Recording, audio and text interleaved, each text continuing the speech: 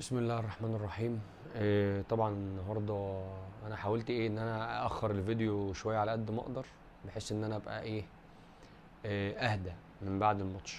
لان النهارده احنا لما يعني اللي احنا شفناه النهارده ده لا يمت للكوره بصله خالص، لا للكوره ولا للنادي الاهلي ولا الجماهير النادي الاهلي ولا اي حاجه. النهارده مشيت زي ما احنا عايزين.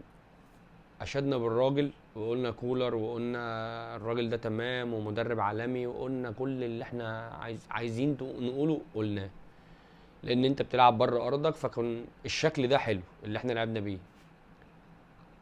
عمل كل حاجه، دافع ولعب متوازن، هاجم شويه، هدف هناك، كل حاجه تمام.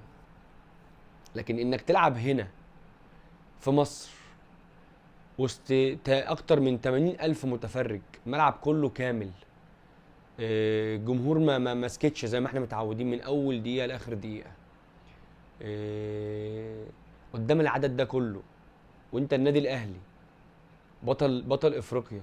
الناس كلها بتنزل عامله لك حساب، بيبقوا جايين من الطياره عارفين ان هم داخلين استاد الرعب.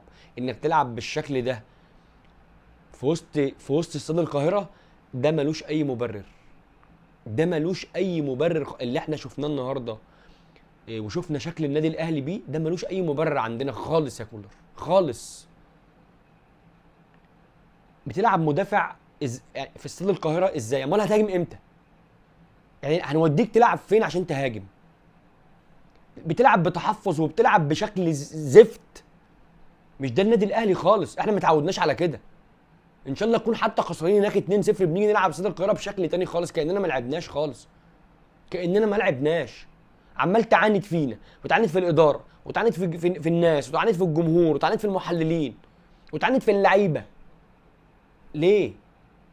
انا النهارده عمال اشوف مبرر واحد يخليني اقول ان المدرب ده يفضل مع النادي الاهلي ماتش كمان، مش لاقي.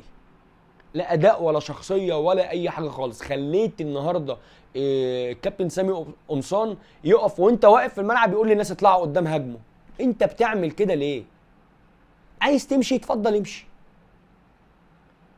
لكن احنا لا راضيين على اداء، ولا راضيين على نتيجه، ولا راضيين على شكل، ولا راضيين على اي حاجه خالص. قعدت تقول في الاول النادي الاهلي اصل الصفقات، اصل هم ما اعرفش مش عارف مالهم، اصل مش عارف ايه. النادي الاهلي جاب لك صفقات ما كنتش تحلم بيها، ولا احنا اصلا كمان كنا نحلم بيها. لكن انك تلعب بالشكل ده قدام الجمهور، قدام جمهورنا في وسط ملعبنا، يعني انا مش فاهم. انت نازل الملعب كسبان 1-0،